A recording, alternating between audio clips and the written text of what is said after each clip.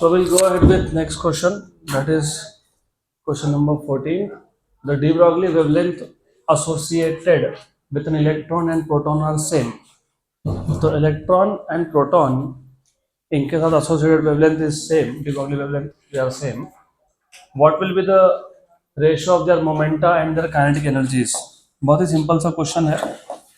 तो आपको पहले तो सबसे पहले गिवन पैरामीटर में क्या दिया है, आपको बोला है the D Broglie wavelength associated.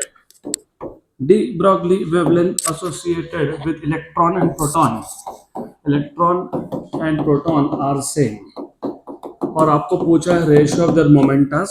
तो they are asking you ratio of their momenta and their kinetic energies.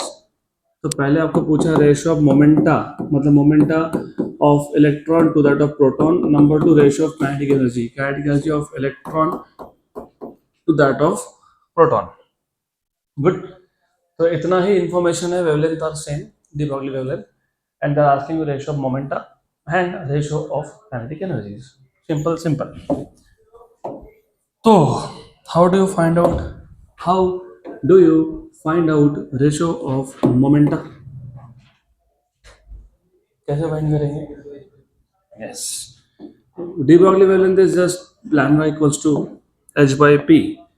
तो फॉर्मूला जो आप यूज करने वाले हो उसमें जो सबसे पहला फॉर्मूला है it is number 1 lambda equals to h by p. Good. तो यहाँ से आपको मिल गया p equals to h by lambda. ये पहला फॉर्मूला.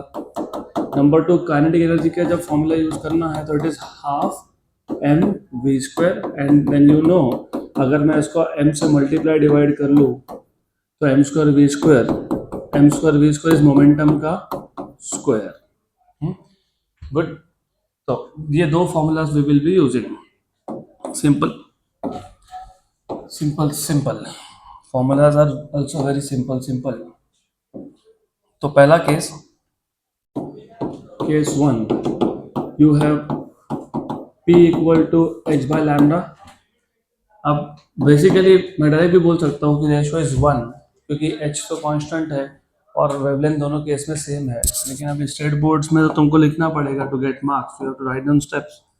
तो momentum of electron upon momentum of proton is h upon lambda e upon h upon lambda p. h lambda e lambda p they are same. Cancel cancel cancel and cancel. तो that is equal to 1. तो this ratio is 1. Ratio of momenta is 1. अब देखो ratio of momenta 1 होने से क्या हुआ? Ratio of momenta 1 होने से मतलब ही हो गया कि momenta for both is also same. मतलब इलेक्ट्रॉन का मोमेंटम और प्रोटॉन का मोमेंटम सेम है, विच इम्प्लाइज कि मोमेंटम कांस्टेंट है. अगर मोमेंटम कांस्टेंट है तो जो एनर्जी वो सिर्फ किस पर डिपेंड कर रहा है? मास पे. Inversely related to mass. तो p² by 2 हम लिख दिए. p कांस्टेंट, 2 कांस्टेंट, तो e is inversely proportional to mass. ऐसा आ गया. तो ratio of kinetic energy of electron to that of proton, electron का काइनेटिक एनर्जी अपॉन प्रोटॉन का काइनेटिक एनर्जी अगर हम निकालेंगे तो mass of proton upon mass of electron आएगा. You must know this now. Mass of proton is 1837 times heavier than mass of electron. नहीं पता तो कोई बात नहीं, मैं अभी बता देता हूँ. 1.67 into 10⁻27 kg is the mass of proton and mass of electron is 9.1 into 10⁻31. नीचे 10⁻4 बचा, वो ऊपर जाके +4 हो गया 10,000. ठीक. Overall 1.67 divide by 9.1, 1.67 divide by 9.1. तो दिस इज 0.1835. तो 0.1835. तो 1835 1835 1836 टाइम्स आता है. मैंने because I just taken 1.67.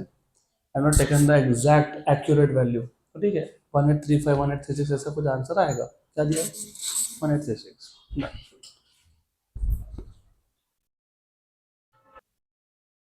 Okay. तो just to add some extra information, अगर आपको याद होगा, मतलब केमिस्ट्री में सीखा होगा, फिजिक्स में अगला चैप्टर है structure of atoms and nuclei. If you remember what is the number of electrons in an atom या फिर protons in atom known as atomic number. उसको क्या बोलते हैं? Atomic number. And the total number of protons and neutrons, मतलब total number of nucleons, is called as mass number. there's a reason behind calling that as a mass number. क्यों? क्योंकि it tells you, यहाँ पे तुमको समझा कि mass of proton is 1836 times greater than electron, मतलब electron का मास negligible है। इसका मतलब जो एटम को मास मिल रहा है वो प्रोटॉन्स और न्यूट्रॉन से मिल रहा है, इसलिए नंबर ऑफ न्यूक्लियॉन्स को, मतलब नंबर ऑफ प्रोटॉन्स और न्यूट्रॉन्स को क्या बोलते हैं? Mass number, because most of the mass of the atom is coming from the nucleus. अगला question,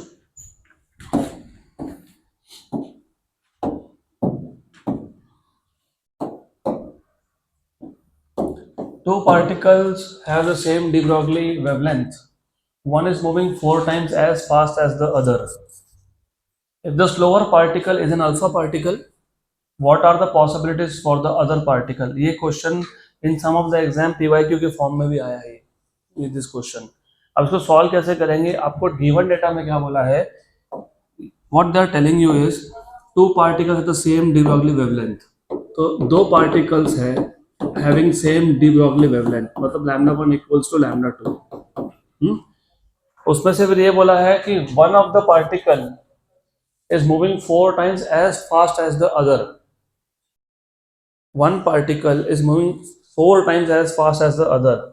If the slower particle is an alpha particle, एक काम करो, मैं काम करता हूँ, अल्फा पार्टिकल को ना पार्टिकल नंबर 1 बोल देता हूँ, और जो दूसरा पार्टिकल है जो अननोन है उसको मैं x बोल देता हूँ। We are suppose to find what is x। तो according to the question lambda 1 equal to lambda 2, मतलब wavelength of de Broglie wavelength of alpha particle is equal to de Broglie wavelength of unknown particle. और उन्होंने बोला है one particle is moving 4 times as fast as other. Slower कौन है? Alpha, उसको क्या बोला तुमने? 1। इसका मतलब v2 equals to 4 times of v1, ऐसे मतलब हुआ ना उसका। अगर स्लोअर पार्टिकल अल्फा है तो फास्टर पार्टिकल अननोन पार्टिकल है, और अननोन पार्टिकल का स्पीड कितना है?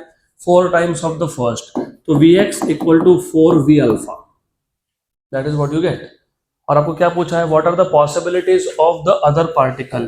तो अदर पार्टिकल कौन सा पार्टिकल हो सकता है? तो बेसिकली आपको पूछा है व्हाट इज x, मतलब what is the other particle. अब फॉर्मूला तो क्योंकि de Broglie वेवलेंथ की बात हो रही है तो de Broglie हाइपोथेसिस ही यूज होगा, h/mv। और mv फॉर्म में जानबूझ के लिखा मैंने क्योंकि हमको स्पीड का इंफॉर्मेशन है, ऊपर से एक पार्टिकल अल्फा है बता दिया, तो अल्फा पार्टिकल का मास तो हमको पता होगा, ऐसा अजम्पशन है। What is mass of alpha particle? 4 times of mass of proton या फिर neutron, because it has 2 protons and 2 neutrons. And solution is simple because they are telling you कि wavelength of alpha particle and the unknown particle is same, मतलब h upon m alpha v alpha equal to h upon mx vx. Then ये हो गया cancel, then you are left with m alpha v alpha, m alpha v alpha equals to mx vx. उसमें से vx is 4v alpha और mass of alpha particle is 4 times of mass of proton.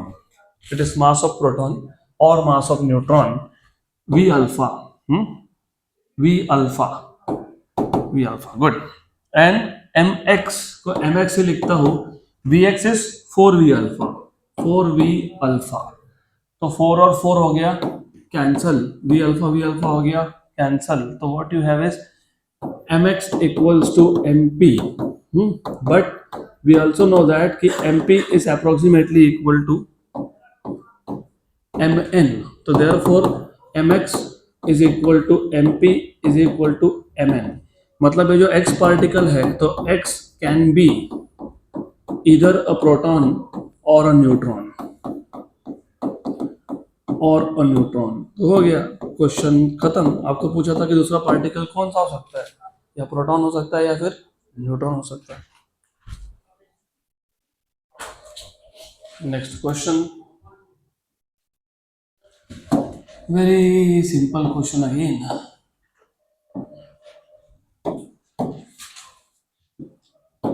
What is the speed of a proton having de Broglie wavelength of 0.08 angstrom? Simple सा question है। What is what is the speed of a proton?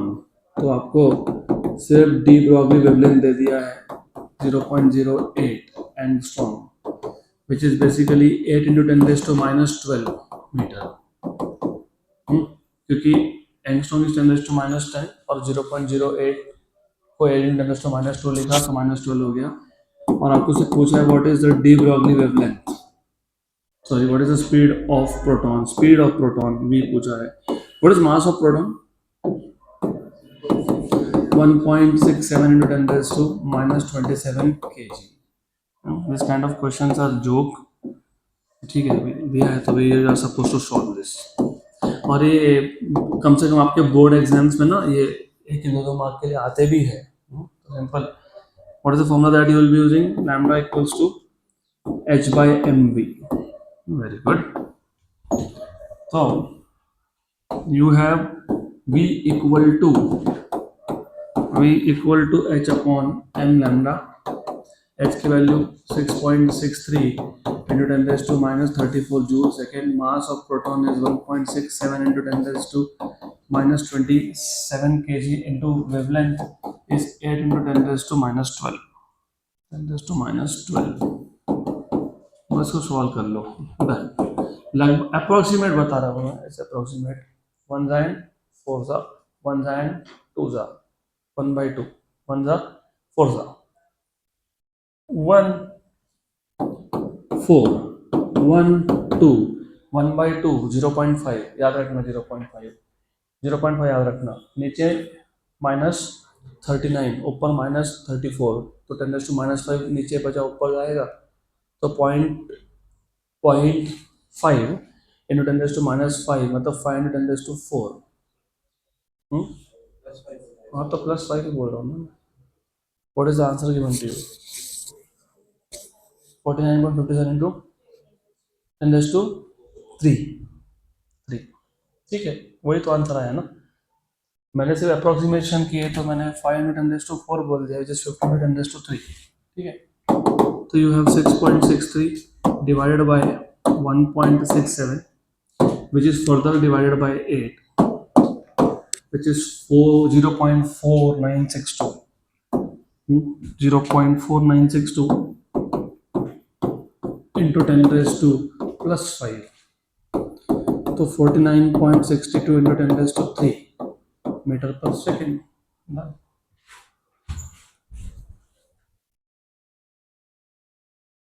अगला question, next question.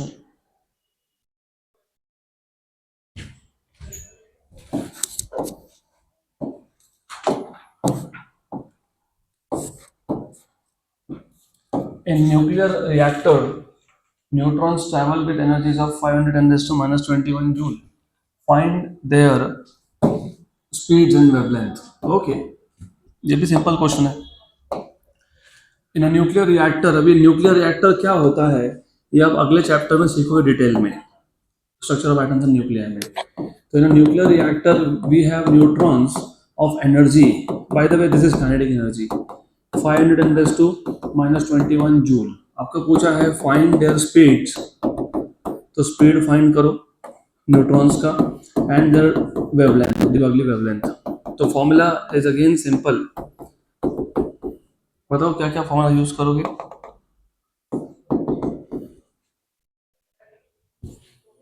कैसे find करोगे. Energy दिया है half mv square, वहां से v मिल जाएगा √2e/m. कैसे, because you have formula as half mv square और क्योंकि न्यूट्रॉन बोला तो न्यूट्रॉन का मास पता होना चाहिए, तो यहाँ से आ गया 2e/m equal to v square, तो v आ गया √2e/m. यहाँ से v मिल जाएगा. नंबर 2, अभी देखो I already know that you know wavelength is √2me. ठीक, तो इससे भी कर सकते हो, लेकिन हमने स्पीड तो अलग से फाइंड करना ही है. ये तो वैसे भी फाइंड करोगे तो m इंटू वी. यहाँ से कैलकुलेशन थोड़े से कम हो जाएंगे क्योंकि वापस रूट नहीं निकालना पड़ेगा तुमको, तो ये भी चलेगा. This is fine. तो will start with first one, v equal to √2e/m. हमारे लिए बहुत काम आसान कर दिया. नंबर्स देखो E की वैल्यू 5 इंटू 10⁻21 जानबूझ के दी है, क्योंकि ऊपर न्यूमरेटर में रूट के अंदर 10 का पावर इवन बन जाए, हो जाएगा। What is mass 1.67 into 10⁻27। अभी मैं क्या करूंगा ना, इसको मैं 16.7 लिख सकता हूँ। अगर 10⁻27 है तो क्या लिखेंगे यहाँ पे, -28, -28 ही करेंगे ना, श्योर 100%, ठीक है, गुड। 2 इंटू 5 10, 10 इंटू 10⁻21 -20, नीचे कितना -20, नीचे कितना बचा -8, उसका रूट कितना आया 10⁻4, 1 upon under root of 16.7 approximately 4 है, अप्रोक्सीमेटली 4, 1/4 इज 0.25, 0.25 और ऊपर ये गया, तो वो आ जाएगा आपका 2500 मीटर पर सेकंड के आसपास। चलिए आंसर 2.45, ठीक है, 2500 के आसपास। As I told you I am doing approximation, now I do exact. 16.7 का रूट 4.0865, इसका रेसिप्रोकल 1 डिवाइडेड बाय इसका रूट था 16.7 का रूट, इसका रूट 0.2447, तो 0.2447 ये पूरा सॉल्व करके 0.2447, तो ये आ जाएगा आपका 0.2447 इंटू 10⁻4, मतलब 2.447 इंटू 10⁻3 मीटर पर सेकेंड। राउंड ऑफ करोगे तो 2.5 हो जाएगा, ठीक है, गुड, दैट इज ओके। उसके बाद क्या चाहिए तुमको, उसके बाद हमको क्या फाइंड करना था, wavelength H upon M V, H upon M, H की value 6.63 into 10⁻34 upon mass is 1.67 into 10⁻27, proton बोला है ना, क्या बोला है, न्यूट्रॉन, हाँ ठीक है, न्यूट्रॉन प्रोटॉन मतलब 10⁻27 ही आएगा वो, इंटू वेलोसिटी इज 2.447 इंटू 10⁻3, इसको भी सॉल्व करेंगे। रफली करना चाहो तो हो सकता है, 1 ज़ा 4 ज़ा, अगेन ये 4 ज़ा है, 4 ज़ा, और ये 2.4 है, 1 ज़ा 0.6 ज़ा, 0.6 मतलब 6/10, मतलब बेसिकली 5/3, 5/3 1.66, 1.66 इंटू 10⁻2 ये -10⁻10, तो 1.66 एंगस्ट्रॉम के आसपास आंसर आएगा, वो आया, गुड। तो 6.63 divided by 1.67 further divided by 2.447, 1.622 into 10⁻10 meter, which is 1.622 angstrom.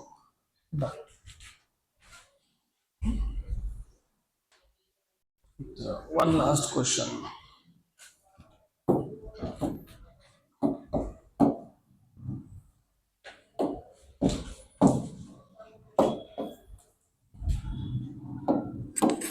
Find the ratio of de Broglie wavelength of an electron and a proton when both are moving with, तो दो cases है, आपको दोनों case में ratio find करना है de Broglie wavelength of electron and a proton। Case है when they are moving with same speed, दोनों का स्पीड सेम है, सेम एनर्जी, दोनों का काइनेटिक एनर्जी सेम है, तीन केस है, same momentum. State which of the two will have longer wavelength in each case. State which of the two मतलब electron और प्रोटॉन, इसमें से will have the longer wavelength in each case, हर एक case में किसका wavelength ज्यादा है, ऐसा आपको क्वेश्चन में पूछा है। तो तीन केस है, तीनों केस में आपको ये बताना है कि किसका वेवलेंथ ज्यादा है। तो बहुत सिंपल। तो you have 3 cases, given data you have 3 cases. Case A, what is same, I think speed is same, speed constant बोला ना पहले केस में, सेम स्पीड, तो v is constant. Case B, energy is constant, same energy, तो energy is constant. Case C, momentum is constant, And in each of this case, you are supposed to find out de Broglie wavelength of electron to that of proton, मतलब ratio of lambda E by lambda P in each of these cases. तो मैं directly मैं solution पे ही आ जाता हूँ. तो in the case first, मतलब case A, they are telling you momentum is same, तो wavelength is h upon, sorry, speed is same, h upon M V. h और v कांस्टेंट कर दिया तो मास के साथ इनवर्स रिलेशन हो जाता है, सिंस v इज कांस्टेंट. तो lambda e by lambda p is mass of proton upon mass of electron. ये तो तुमने अभी देखा था 1835. तो डेफिनेटली यहाँ पे इलेक्ट्रॉन का wavelength it is 1835 times of proton, मतलब यहाँ पे wavelength of electron is greater than wavelength of proton. ये हो गया case 1. Case A. Then case B. Case B में क्या सेम दिया है तुमको? एनर्जी. एनर्जी अगर एनर्जी सेम दिया है तो lambda equals to h upon under root of 2me use कर सकते हो. एनर्जी सेम दिया है तो it is proportional to 1 upon root m, क्योंकि h और e कांस्टेंट है. तो lambda e by lambda p is under root of mp by me. तो 1835 का सिर्फ रूट लेना है. Done. You are just suppose to take the root of